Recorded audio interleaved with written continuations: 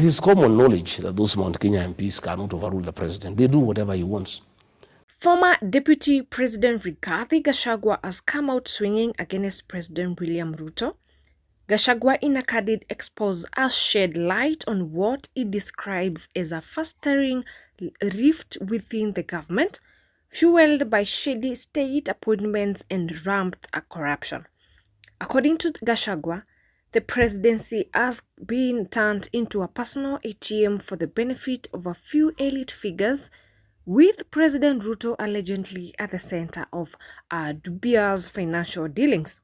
Gachagua claims that the president's administration has been deeply entrenched in corrupt practices that prioritize personal gain over national welfare. Between me and the president, people can know who is right and who is not right and who is lying to the people of Kenya. The former DP's allegations go beyond national politics.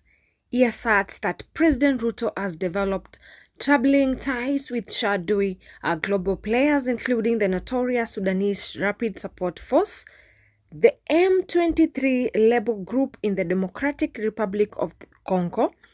Gachagua alleges that these connections are linked to a network of gold smuggling deals that has further compromised Kenya's international reputation. The person you need to levy sanctions against is William Ruto. And this thing of Sudan will be sorted out, because if there are sanctions against William Ruto, he'll stop entertaining Hemeti.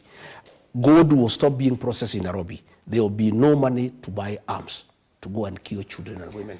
Number two. Gachagua has also accused Ruto of a covert partnership with Kosovo, claiming that these secretive international relationships could potentially undermine Kenya's foreign policy and national security. According to the former deputy president, these dealings are part of a wider agenda that sees Kenya serving a pawn in a large geopolitical game driven by personal ambition and financial gain. It is unwise for the Kenyan government to acknowledge or recognize Kosovo, and that will create us problems internationally. He said, go to hell. I am the president. I make decisions in this country. These explosive claims have raised serious concerns among the public and political analysts alike, who are questioning the integrity of the current administration. As the political storm brews, many are demanding transparency and accountability from President Ruto's government. The revelations from Gachagua come at a time when the country is grappling with growing concerns over corruption, governance, and the credibility of the national leadership. It is common knowledge that those Mount Kenya MPs cannot overrule the president. They do whatever he wants. Gachagua launched a scathing attack on President Ruto, alleging that his impeachment was a well-orchestrated political plot funded through heavy bribery. He claimed that President Ruto personally facilitated payment to lawmakers to ensure his removal from the office. He went further to claim that even the MP who tabled the impeachment motion, Kibwezi West representative, received a hefty reward to initiate the process. Gachagua painted a picture of a rubber-stamped parliament, accusing MPs of lacking independence and blindly following the president's directives. Citing the recent finance bill saga, he pointed out how legislators passed the controversial bill amid public opposition, only to applaud Ruto days later when he announced withdrawal following pressure from Gen Z-led protests.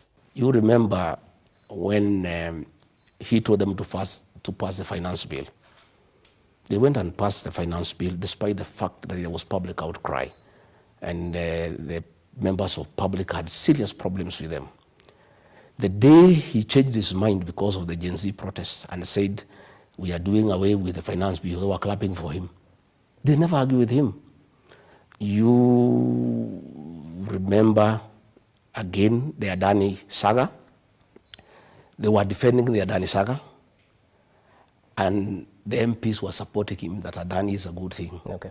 The remarks by the former deputy president, who was impeached in December 2024, comes Days after President Ruto held a 5-day tour of the Mount Kenya region, GACHAGUA was impeached following a motion tabled by the National Assembly by MP Mutuse.